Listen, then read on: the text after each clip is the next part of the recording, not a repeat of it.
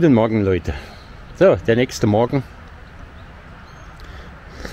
Wir sind wieder in Deutschland, haben ja in Deutschland geschlafen. Jetzt machen wir so ein bisschen Sightseeing-Tour. Und zwar sind wir hier an der Hängebrücke. Was weiß ich, wo es ist. Ja, oder irgendwann eine Hängebrücke.